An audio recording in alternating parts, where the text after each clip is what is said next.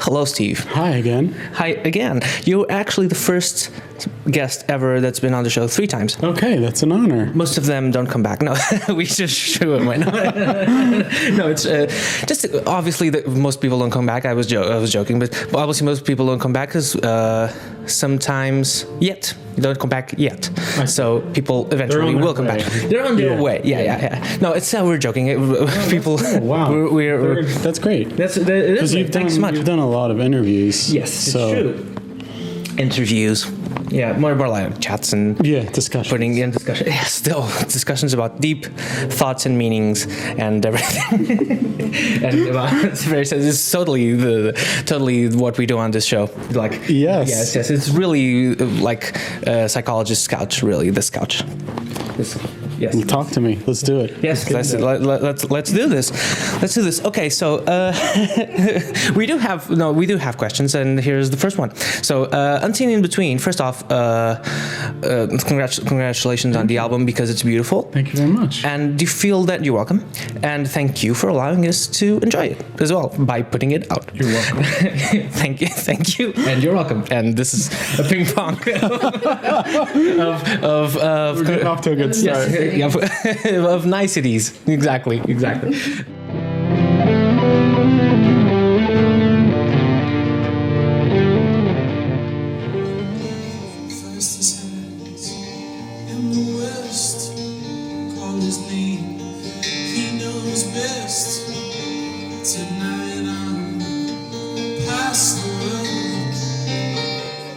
Do you feel like you stepped it up in terms of songwriting arrangements? Because there's like strings and female backing vocals and stuff like that. Yeah. I think I just approached it differently. Mm-hmm. I think the one thing that I changed is I really worked on the songs for a long time. And I don't know, I just felt more comfortable. Like before it was always rushed and trying to do a lot of things at once, and I was like writing words during the recording, but this time things were like really realized. And is that noise okay? Yeah, this is actually has really good preamps. Yeah. So it's fine. Really. Okay. Well, we've done this in much worse conditions, like backstage at festivals, going like in the dance tent, like dance, not tent, dance stage. Yeah, thank you. Like, and then that's. But you do what you can with what you have. So yeah. Okay. To get back to the question, excuse me for that. Oh, yeah. Well, there was a few different things that happened. I had been working on these demos forever, and I was really taking my time with them. And I also really wanted to work at this one studio, and I had been talking to the engineer quite a bit. He had been listening to the demos. We really had a really simple plan. It wasn't like a complicated thing at all. And then I ended up meeting Tony Garnier, who plays with Bob Dylan, and met with him, and he listened to the demos. This is super strange because he was just playing with someone else, and my friend who's the engineer and myself were like Dylan freaks. We're like, oh my gosh, like Tony's in the studio, we got to go like meet him and nerd out with him. And he ended up being so friendly and really cool, so we hit it off kind of right away, and he was really interested in the music. I think he was like intrigued by it because it's kind of the songs are a little bit weird, you know. I play in a really sort of strange style where the measures are really long and it's in open tunings and kind of like there's a kind of, you know, not exactly like a formulaic flow to it. And I think Tony was just kind of intrigued by that. I think it seemed that way. And it ended up being great, and he kind of played a really huge role in just talking about how to record songs. I mean, he's been playing with Dylan for 30 years, and he had these really interesting ideas where he was just encouraging me to go play and sing at the same time, which I did. And he was, you know, he would print out all the lyrics and, you know, have them in his music stand and really listen to me. And it felt like a live session. And to me, that was kind of what I always was sort of trying to do, but never did. And yeah, it felt like really kind of strangely easy in a way. And I was focusing on my singing, and it just, you know, just kind of kept like moving along with it, and then eventually we were done. I mean, of course, we did a lot of, we did some strings and backing vocals and things like that later, but the bulk of the music we recorded pretty quickly in 2 sessions. In terms of method, I totally understand, but it's funny that you mentioned that you didn't do it before, because I'll cut this. In terms of method, I totally get it, but it's strange. It's kind of funny because that you said. My mouth is dry. I'll take this opportunity. Hooray for editing. Yeah, hooray for editing, exactly. Yes. Okay, so but usually I tend to, whenever we mention editing, I'll say that I'll put this, I'll edit this out. Okay. I'll edit this out and then I won't. Right. I find myself like including precisely those bits. That's good. such as is maybe possibly the case now. I don't know, but still,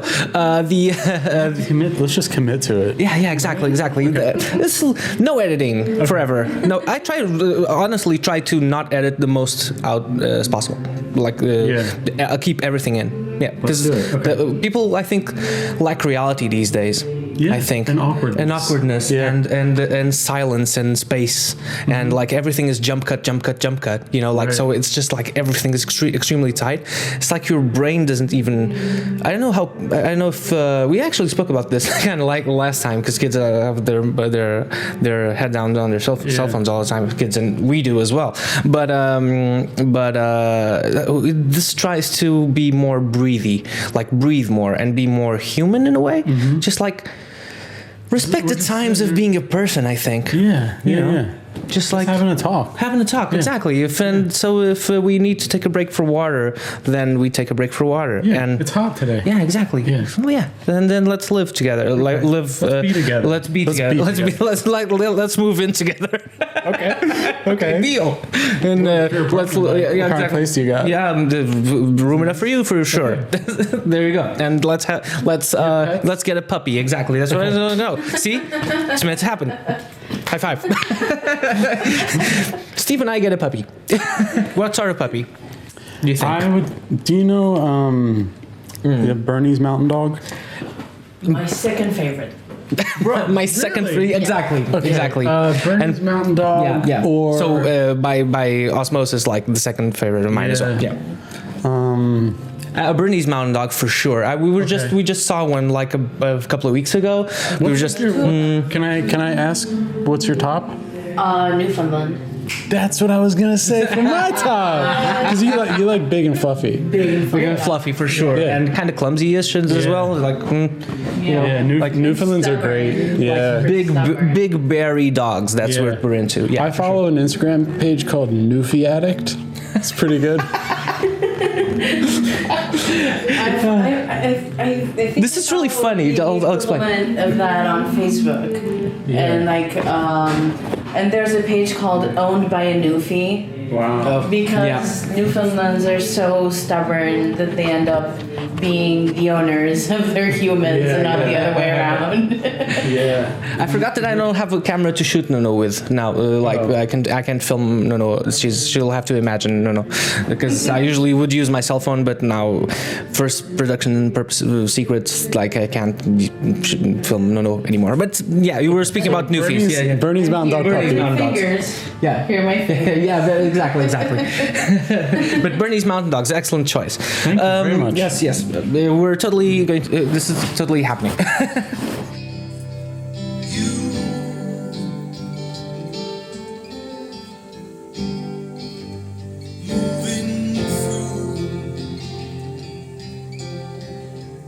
There's a likeness to defend me.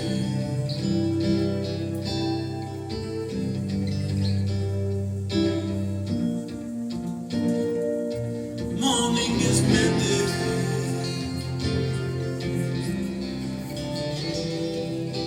I was going to say that back to the album. I was going to back to the album. Very strict, but I was going to say that I was going to say that I find it funny that you didn't do it before in terms of method. If you even remember what we were talking about before, but in terms of about dogs, about dogs, we had last time we would do that ZDB. Not last time actually, but one of the few last times that we did something at ZDB, we spoke to Frankie Cosmos, and Greta was. We spoke about for like 50 minutes because it was supposed to be like 15, and it ended up being like 55 or something because half of it was about dogs. Okay. Yeah, because she's very much into dogs, as one should. Wow, I am too. Yeah. Dogs, rabbits, cockatiels, love all that. I have a newfound. Sorry. Sharks, yeah. I have like cats, cats? absolutely, Okay. absolutely. All animals So except basically we're just animal lovers. Yeah, absolutely. Right. Except for maybe wasps. I don't like wasps. I don't either. like wasps because wasps are the only animal that kind of Yeah, you know what else? I don't like ticks. ticks. Ticks. We don't really encounter those so much. Right. Yeah. But Or mosquitoes and things. mosquitoes I hate. Mosquitoes.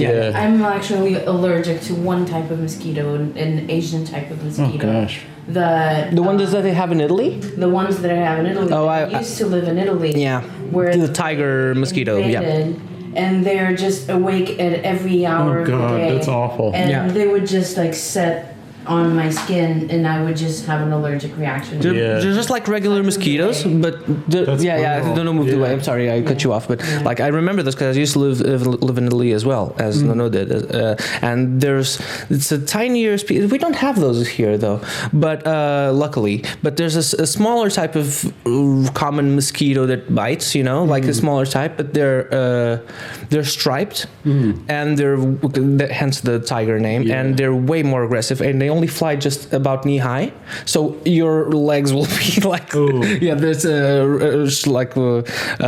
warfield. Are there a lot of Italian greyhounds there in Italy? I What is didn't that think- about? I think that's an American thing. Italian greyhound. That doesn't make sense to me. Is it like like a spaghetti and meatballs thing? No, there Just are- like There's pasta fajoule? There's Is it really American? Really? In the end, there are more down south. And Italian greyhounds. Italian Oh, greyhounds. really? But I guess in there are- Italy you there would are just call them things. greyhounds. And I used to, Well, the Portuguese water dog, I think, is called Portuguese water dog. Or, for instance, horses. Or German shepherds. Or German like shepherds. shepherd. Yeah. Shepherd. Yeah. But water dogs, I don't think. Do we just call them What's cães a d'água? water dog? Is it Portuguese water dog? It's the Obama dog. I'm a dog. Oh yeah, Bo. Yeah, Bo, exactly. Named after Bo Diddley. There you go, exactly. And who wasn't Portuguese at all, I don't think. No. Maybe I he don't- has come I don't here know. once. Yeah, I wonder if he's been here. No, Did he play ZDB? No, not ZDB. I don't think. Maybe some casino with a big band. Maybe. Okay. I know. That's what I know. I love Bo Diddley. Yeah. I can imagine. How could you for not, sure. right? How could you not? Yeah, exactly. Even though I'm not so much into that sort of music, but then again, for instance, like even we were saying about. Bob Dylan, like there's one because you can't listen to everything, so I'm absolutely not knowledgeable in terms of Bob Dylan. Where should I start?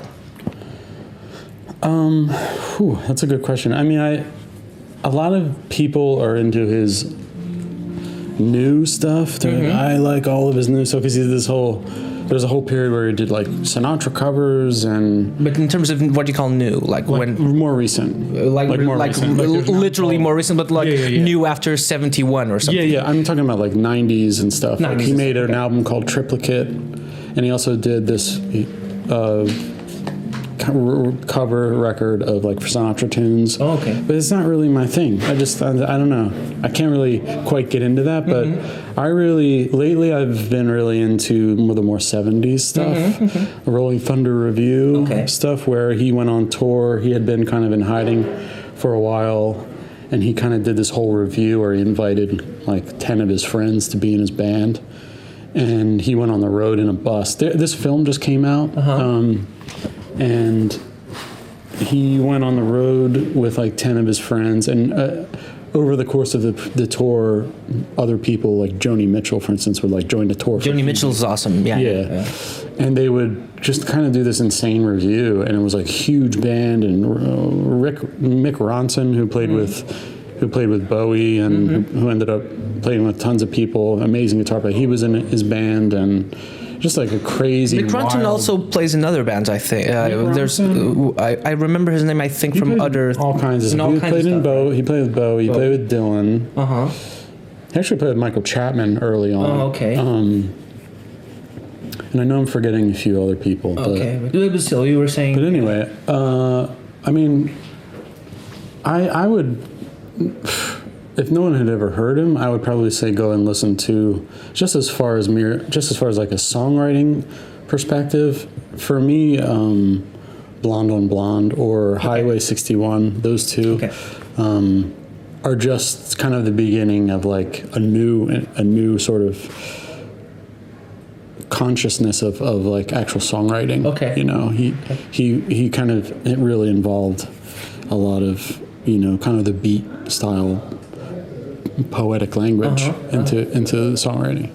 No, for sure. It kind of I mean, changed a lot of people's mindsets. Yeah, you know. absolutely. No, I know I know the history behind it, and after it, and I know like stuff that everyone knows, but I don't think I've ever heard a Bob Dylan record, and I don't think I've ever because sometimes because I come from like indie rock and prog and other things really, so I actually don't really know so much. I just like you grow and so you have certain paths in your life, and I just didn't I don't find it obligatory that you need to know everything because it's impossible. You can't. So you take you choose your own. Not choose. Your path is taken. And then I know. Like for instance, I don't know. I'm saying that I don't know Bob Dylan, but then again, I will know stuff that people watching don't know. Or like, or plus records kind of need time to set in.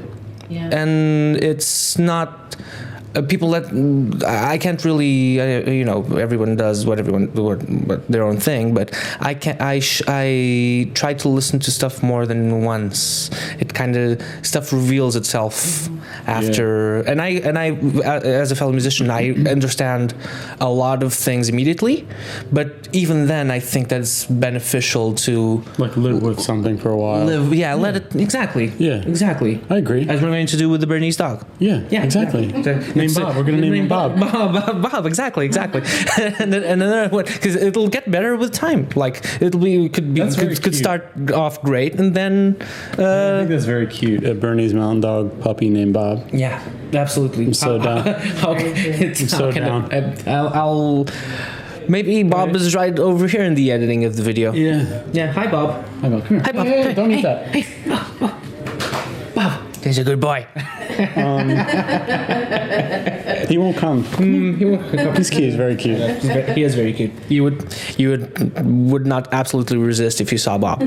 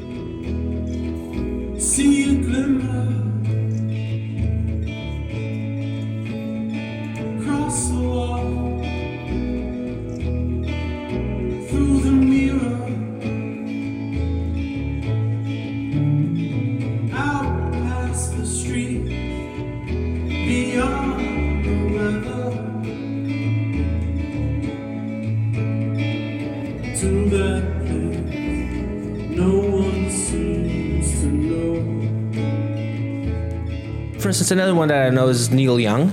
Like I know Harvest and I know Harvest Moon, both fairly well. Those records. Have you ever heard On the Beach? No, I haven't. That's a good one. Okay. Yeah, and these are. I mean, I understand what you're saying. How you in your formative time, you were into a different thing, and that's totally fine. And maybe at some point, you'll discover something in their music if you want to or not. I just did, and I just did. I just found like a few months ago. I heard by Neil Young. I forget the name. There's a Nanny Lennox cover. There's an Everything cover. Don't let it bring you down. Oh, yeah, that's beautiful. Beautiful. Yeah. It's beautiful. But see, I can still be surprised by awesome songs. I was like, wow, this is so good. I'm very into like metal and everything, and metal and punk, and everyone just loved Thin Lizzy, and I was never into Thin Lizzy. Yeah. Until one day I sat down and said, like, I'm gonna sit down, and I know that I don't enjoy it so much. You never got and it. it's one of my favorite bands now. And I was like, where was this all my life? It was I know. in front of me. Thin Lizzy's like, for me, you know how people love like Steely Dan because it makes you feel good, and you can, drive with your dog in the passenger side with the windows down and just bump Steely Dan and drive around Lisbon feeling great. Yeah, absolutely. But for me, Thin Lizzy is like my Steely Dan, like, because the songs are so good and the musicianship is also very. The thing about Thin Lizzy is their sense of melody, I think, and the way that like the vocals are delivered. It's just this. It's like bubbling with this. It's hard, but it's not like negative, and it's not macho, and it's sensitive. Oh, true. That's very true. Yeah. So driving around with Bob, listening to Thin Lizzy. That's a dream. That's a plan. That's a way of life. You're moving That's to a dream. That's my dream. You've moved back to Lisbon because you've lived here a little. Well, I have some luggage. I have all I need, so I might And just. there's your instruments. I think I'm gonna stay. You're not going anywhere. I'm not going anywhere. I'm really not. It's a deal. Yeah. We just need to find Bob. It was over there. Oh, I forgot. Yeah, exactly. Hi, Bob. Hello, Bob. Goodbye. Okay.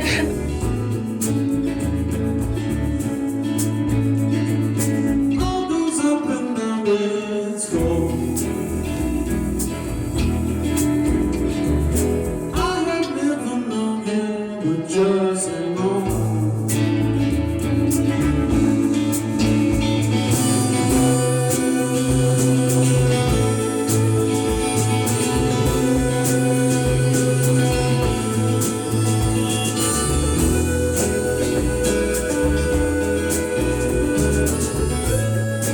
I love it when things get off the rails, by the way, but, especially immediately, if stuff goes off the rails immediately. But, okay, so so you had your eyes on the lines, and then you focused on the unseen in between. Does that mean that, like, the next album could be, like, from a more of a macro perspective? Because, like, eyes on the lines, very specific. Unseen in between the lines, maybe. And now maybe it's from a top, like a bird's eye view, maybe. I don't know. Yeah, I think You could do a trilogy. I never thought of it that way, but do you mean like stepping back in perspective? Yeah. And being less introspective? I Or meant like a bigger picture? just another option from the positioning of the object. I think maybe you have observed something that's very interesting to me. Okay. Because I'm not like, I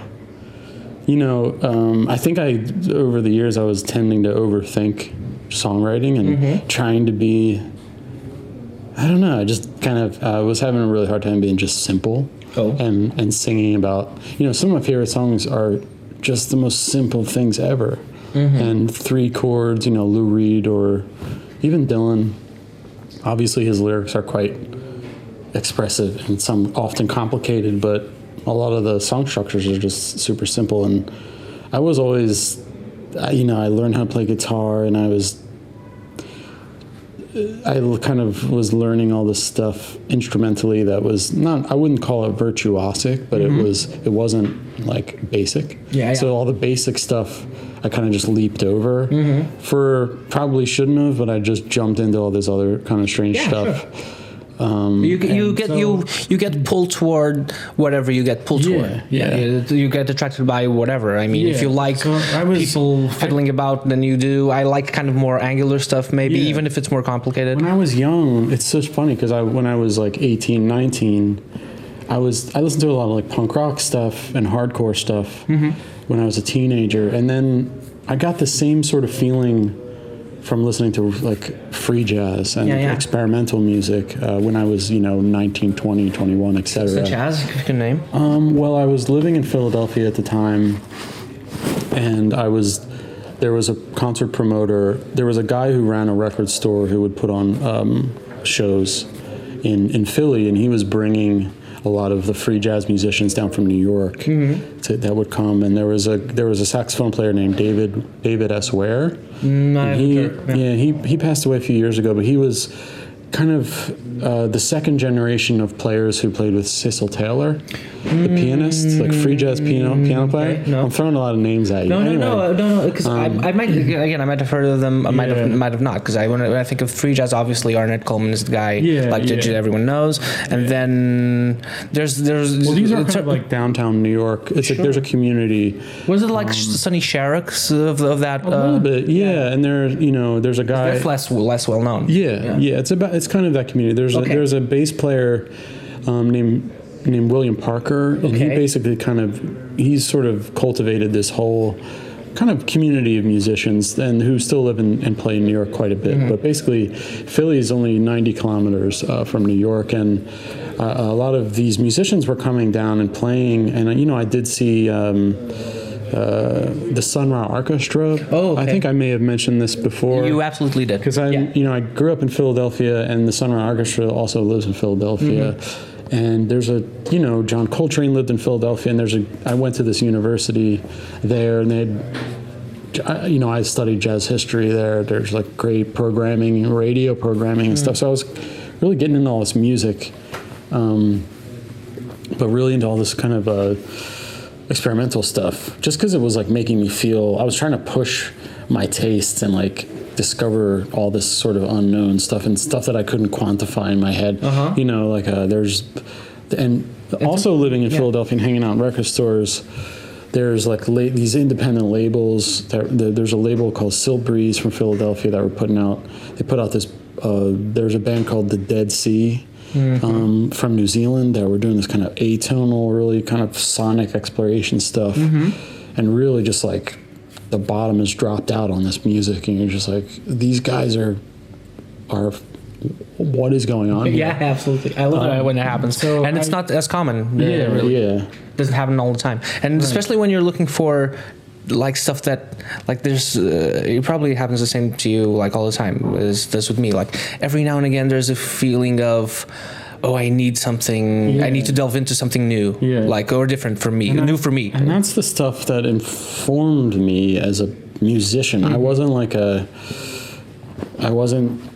taking guitar lessons, or I didn't have like Beatles songbooks or Hendrix Mixolydian scale practice books or anything like that. I was like really listening and playing and learning and. Do you do any sort of scaling work, like just? I came back to it, but I guess what I'm trying to say in this long-winded, esoteric, sort of silly way. I always do this. I talk about all this experimental music, and then, my music sounds like Dire Straits. No, it doesn't. Come on. It doesn't. It doesn't. It does not. It does not. Okay, but it does not. I disagree with you. All right. But anyway. Plus, it's totally fine. I totally get what you mean. I guess my point is that I jumped into all this stuff, like just immersed myself in all this crazy music. I was like, the crazier the better. I think, because I was just like, I guess what I learned about the way that I felt, and just looking back on it, I felt that way when I would go see these punk bands when I was 14 years old, and I'd see these like really scary dudes like screaming and jumping around, and just stuff that to my ear I was learning, but I also was like, I was actually like feeling a certain way, like I felt like energized but also a bit scared, and like but Which bands were ultimately, like, if you remember. inspired. Huh? Which band? bands? Yeah. Just out of curiosity. Yeah, there's a band. I saw a lot of like really formulaic, like macho hardcore bands, like fifth generation New York City, kind of like posi-core stuff that I wasn't really quite into. But then there was like peripheral scenes around that they were a bit more like noisy and more progressive. And there was a band called Rorschach that I quite liked. That they were just like really powerful and like heavy and sludgy and were just pushing the limits of what they could do. And then I also got into there's this label based out of San Diego, and they there's a band called Heroin and Antioch Arrow, and these were bands who were kind of like young, but like it almost. I mean, I'm not sure if they knew about exactly what they were doing, but they were pretty much improvising as well. And like, were they?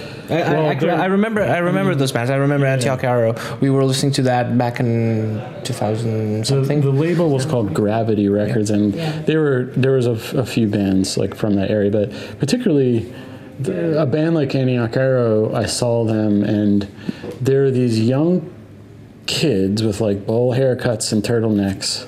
And they would go up and they would just smash their instruments and then flail around on the floor, and it just sounded like a drum kit and amps plugged in falling down a staircase with somebody yelling over top of it. And for me, I was like, I think this is very cool. Exactly. And it just like it blew my freaking mind. And I was just this little shy kid, hanging with my buddy Dan. Didn't really know anyone, but I just kept going to all these shows. And I saw another band that I really quite liked that also freaked me out was a band called Man is the Bastard. That were from... Actually, I have a patch on my other bag. Oh, right on. Yeah. And I ended up just recently getting to know one of the guys from that band who does a project called Amps for Christ. And he also plays in the band called Gun Outfit. And his name is Henry. Okay. And he's really amazing, so it was cool to like talk to him. Back then, they built their own amps and their own instruments, and they were like really like intense and super freaking loud. So yeah, those were sort of my teenage. But then as I got a little older, I got really interested in like that, blues music, and I don't want to say John Fahey, but I will.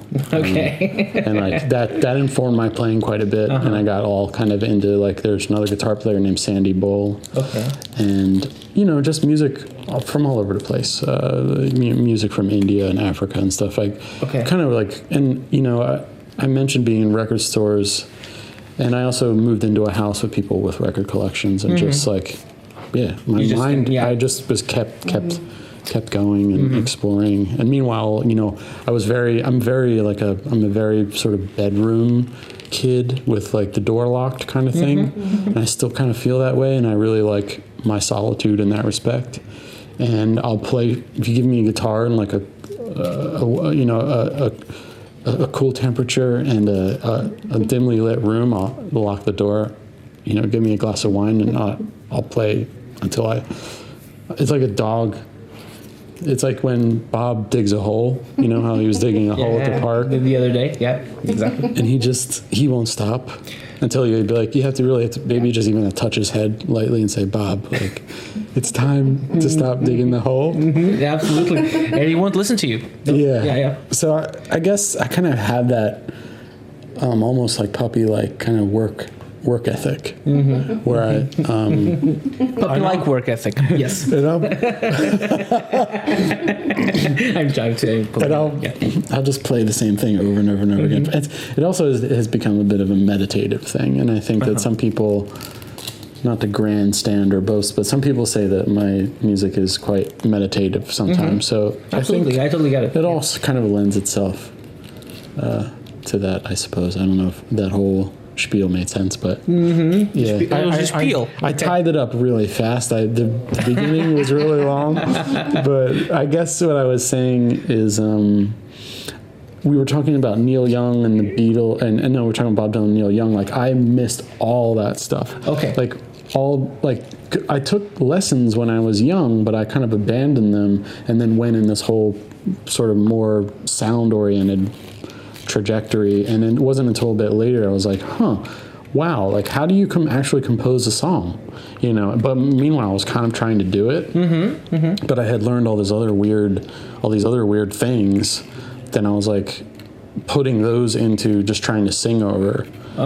So I guess my point is I came into like writing songs in a very kind of indirect way. So now I'm trying to get back to being like just a simple songwriter where I can step back and write something simple and focus on the craft, I guess, more. Goes up and down its goes.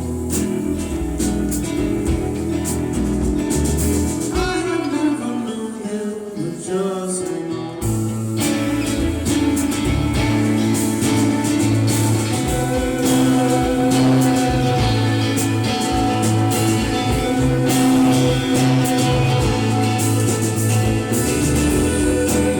Have you ever heard about the approach of, because this is recent, I know some music theory, I've written music, but I've never, only recently have I heard of songwriting methods that are very clear in terms, especially in terms of pop, like chords, chord 1 4 5, and I know nothing about that. I'm just learning that stuff kind of like currently within the past like two or 3 years. Like I knew it a little bit, but now I'm like, just learning like the circle of fifths and chord theory and things like that. And I really respect that, especially scales and modes, but not necessarily in terms of chords. I think that chords are more interesting if you don't really know what you're doing. This sounds really ignorant. I think no, because what's super cool about, well, not super cool, that sounds really dumb, but with not knowing what you're doing, I was doing a lot of that, and it's so funny because I was now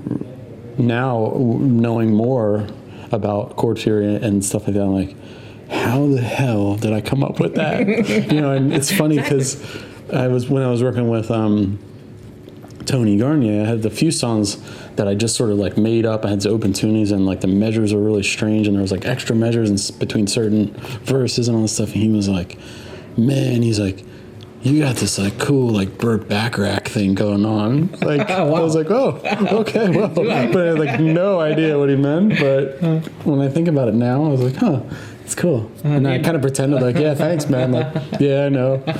Well, I personally have never done anything of note or anything that people watching or listening will know of. But I've always had, because, having bands is really difficult because you have to have everyone, or you're either doing something yourself or everyone needs to be moving in the same way. So it's really difficult. It's easier said than done. So you just have like a couple of bands and a bunch of songs, and we were awesome in the studio space, like in the rehearsal space, like awesome, really good. But then we didn't know how to record it. So because a lot of them were a lot of people involved, especially in the recording, came from like electronic music background, and you used to keep time. You used to play to a click track, and it just killed all the vibe that was in the rehearsal room, because I didn't know about that back then. So in the meantime, I grew older, and I only found out about this now because I didn't know. So the stuff that's recorded is just like no energy. But and what we have recorded from the this is a long story, but what we have recorded in the rehearsal room is really, really, really good. And as far as we felt, but we were saying about the songwriting. Before this example that I gave you, I had another band that was like a project of a band, really, and our lead player is one of the best people I've seen play in Portugal in terms of in terms of he gives master classes all around the world. He's really, really, really, really amazing. so just really technically really impressive. And I used to write most of the songs originally. Again, this is my personal experience. People won't really be interested, I think, but you are good. Thank you, and thank you. Thanks for explaining this. No, but I will. I am. So it's just my point is that I used to bring. I didn't know, like, I don't know, a tenth of what he used to know. I had some contact with music theory because my uncle's a famous player in Portugal as well. So he taught me like some basic stuff back in the day. But I never really paid too much attention to it. Like I knew modes and scales, but like I didn't really practice like like I don't. Did you play any traditional Portuguese? No, not at all. Not at all. Oh no, he's a rock player, but yeah. Just like really good with picking, with finger picking and stuff like that. Yeah. Like classical stuff? Yeah. Really good. But a rock player though. Okay. Amazing at playing Genesis, early Genesis. Yeah, right on. Like really impressive. Like his pastime is just every day just trying to lift songs off the records onto the acoustic guitar to be played by himself. Okay. Just so it's really complex, but because Genesis music is complicated.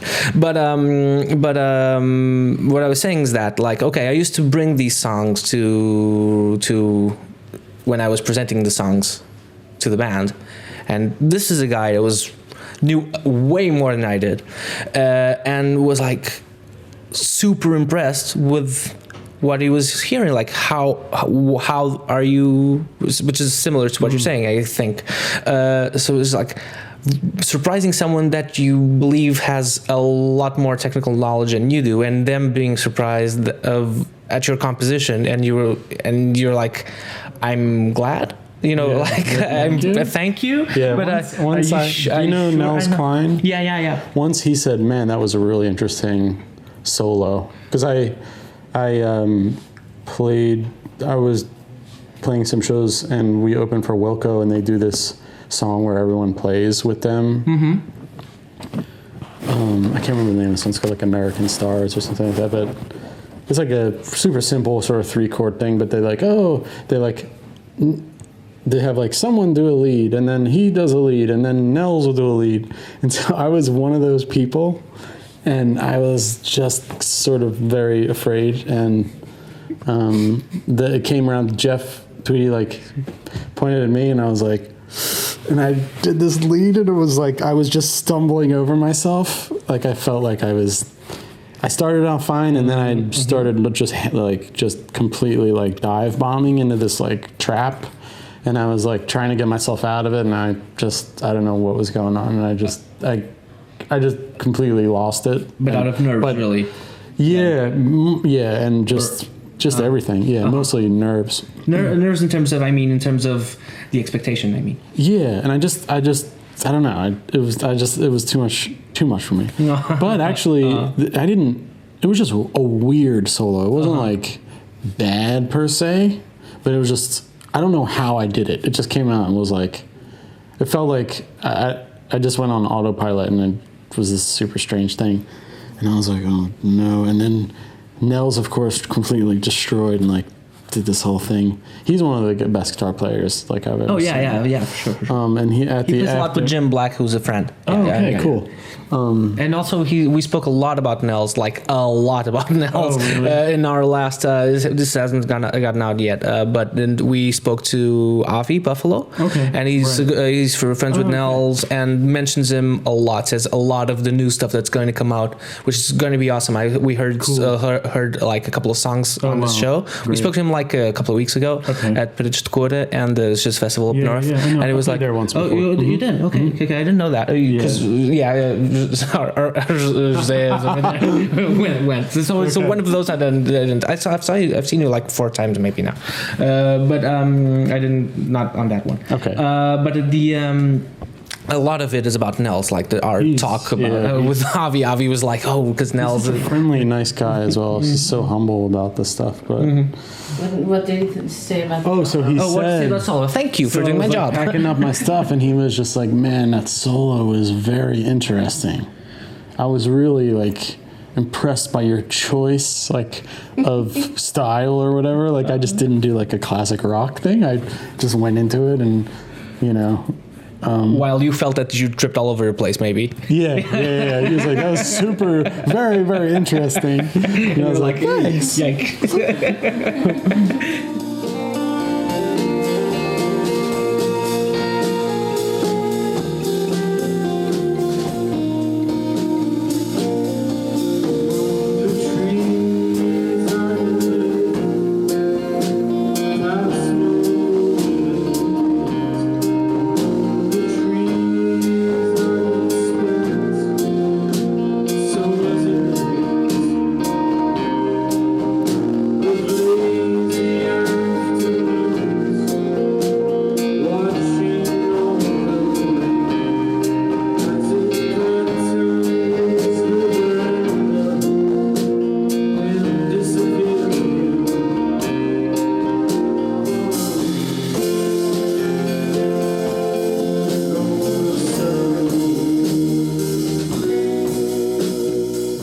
Going back to all those things, all those names that you mentioned, like in growing up with hardcore punk and stuff like that, and some free jazz, this ties in with the regular question on maybe the things that I haven't actually asked you ever, which is that this show is called Made of Things because it's based on the idea that you've dedicated yourself to art because something happened to you, or you heard something or read something or whatever that made you go like, I want to do this for as long as possible. Yeah. And some people have this, some people don't. Did you? And if so, what was it?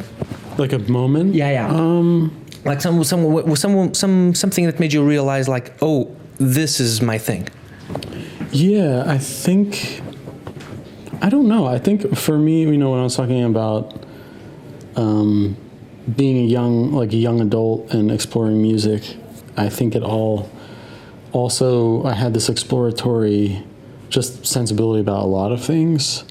And I always, even as a young kid, was always, interested in wanting to travel and explore and really move around the world and explore it. And I think I got really interested in, I played guitar quite a bit. And another thing I felt was that performing was really challenging for me, but I got really into it. And I started, it really was my outlet and became my path because I started meeting friends that way and kind of linking signposts in my life together and figuring out things and figuring out ways to travel, meeting people over here in Europe and also traveling to Europe and being able to play and coming back and keeping it going. And for me, as much as making records is an important aspect of it, it's really being a traveling musician was always something that I kind of dreamed of trying to do. Do you remember like the first time that you wanted to do this? Yeah, I mean, I'd played a lot, like when I was living in Philadelphia. I started playing shows, and I started making little recordings, and then I was playing in different bands as well, and then I got invited to come to Europe for the first time to play solo, and I was like super scared. And I played this festival in France, and I just met all these people, and I just realized that there were opportunities to do it more and to see more and to travel more, and also I was working I was doing freelance work, but really focusing on my playing music. So after years of doing that, I realized that I wanted to try to kind of do music for a living. I know it's a very scary prospect, but I ended up, achieving that at some point and doing it. But you were already, when you decided this, you were already playing. So how did you wind up playing? Yeah, really. I think, wow, this is turning psychological now. I like this. It's the couch, like dude. this. It's the couch. Yes. We're getting deep. Yes, I'll get. I think.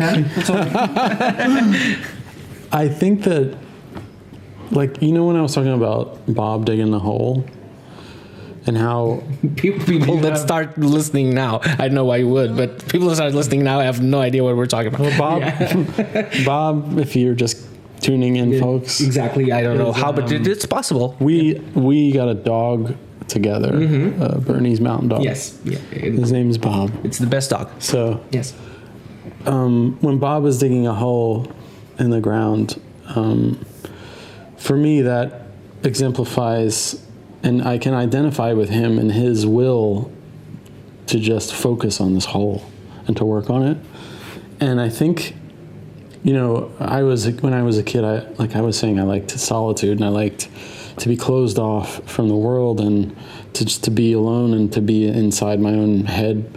But I also needed to express myself. And I had listened to a lot of music and was interested in a lot of things. But for me, just playing was my outlet. And I did it a lot, just only really to kind of fulfill my own personal sort of need. And then when I realized that I could perform in front of people, it started fulfilling a different need. Okay. And it really became and has become like this very central figure kind of in, in my like path, I guess.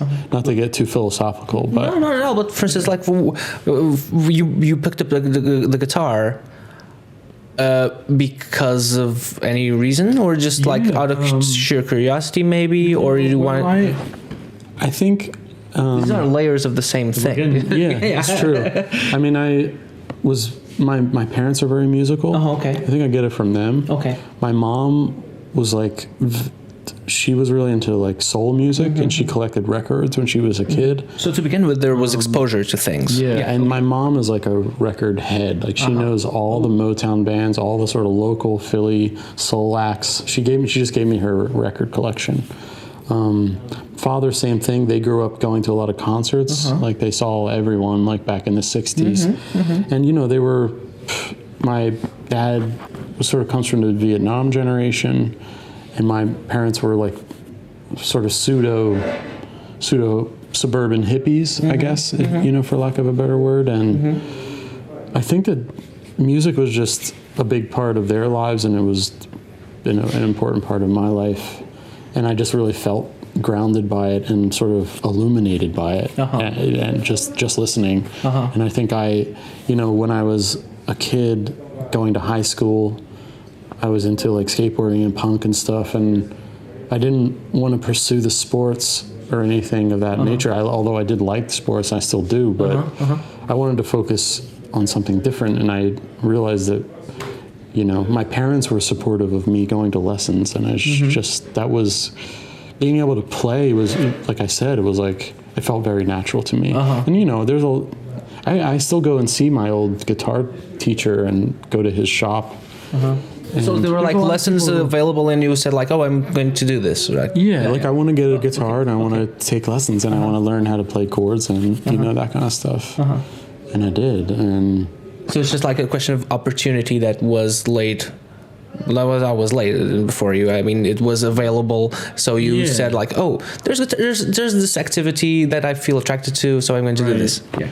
And it's so weird because it's related to a lot of. Also, a guitar is an object. Yeah.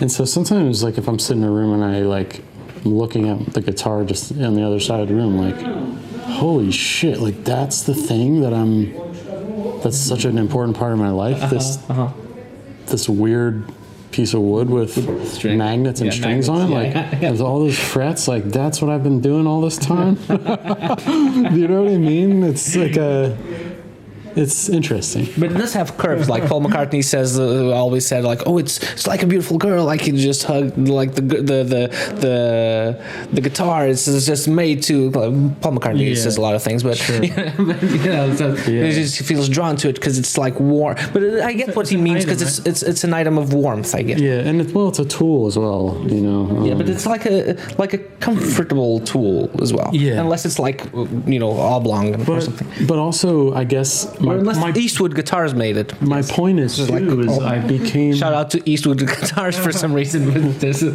I hear they're pretty good. Yeah, they are good, yeah.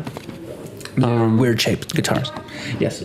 I guess what I was saying is, like, I'm not a doctor in guitar. Like, I'm a listener. I'm more of a listener. I like sounds. You know, I was always drawn to stuff like that. I was always drawn to more of really listening to things and really seeking the depth of certain musics. Okay. And I guess, yeah, the guitar just kind of became my object and became this extension of myself, I guess. Okay. You know, but I mean, I don't know. It sounds it's silly, but I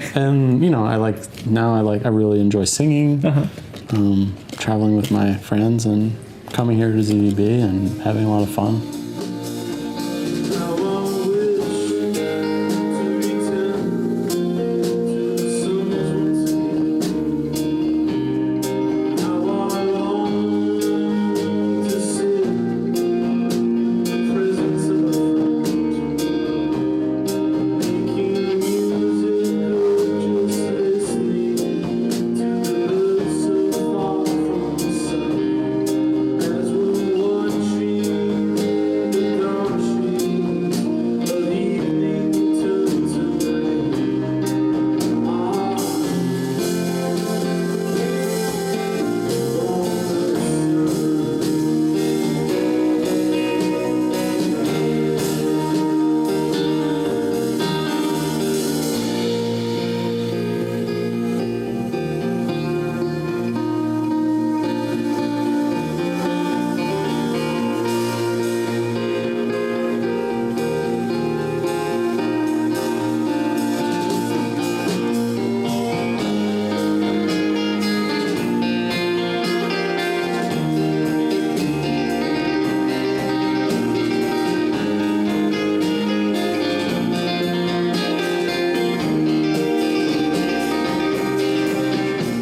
Walking the dog and stuff.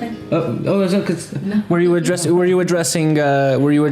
Bob? I was addressing my back. Oh, yeah. Okay. Well, okay, because we've Does this okay? So this is my third interview.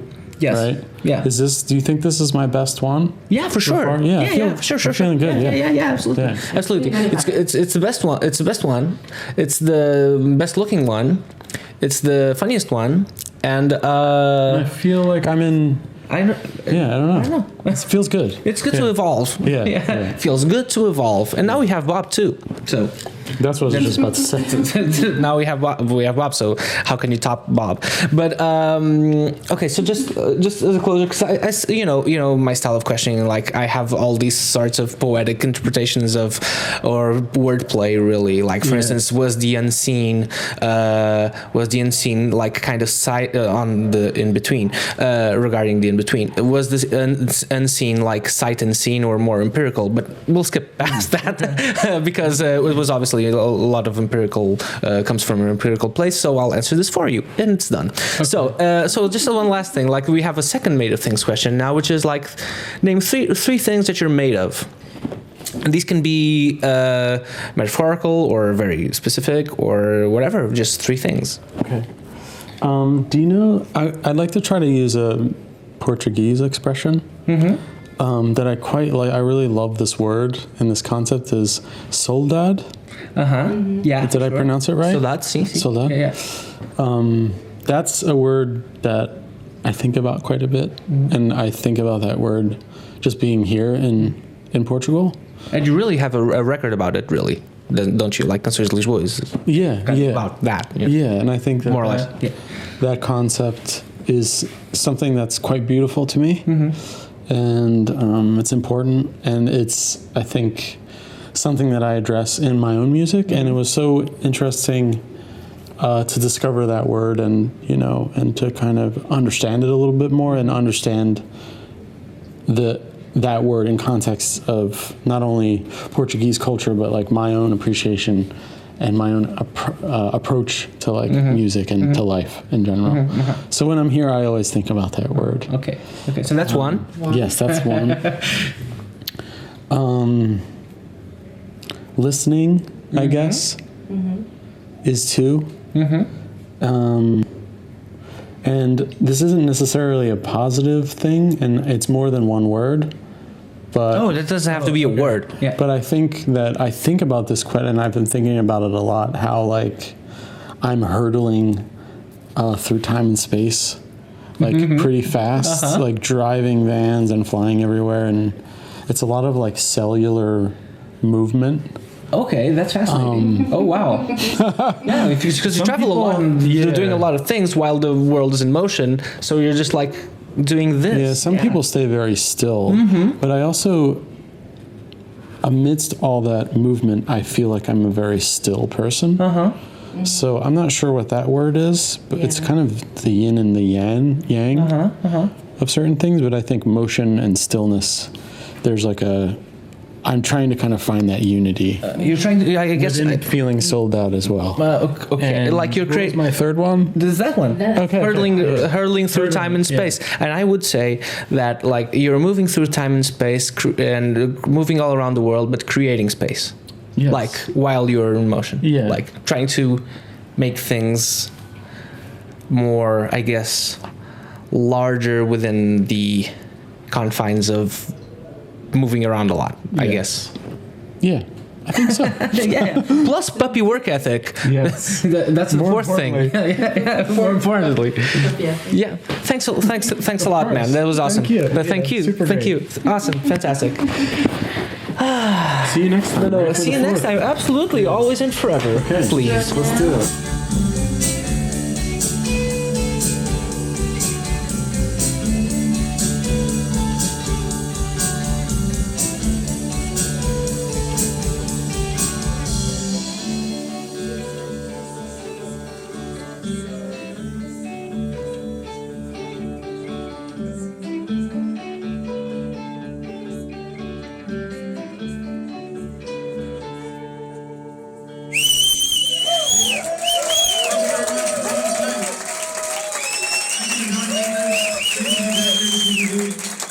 Always nice to be back here. Thank you very much.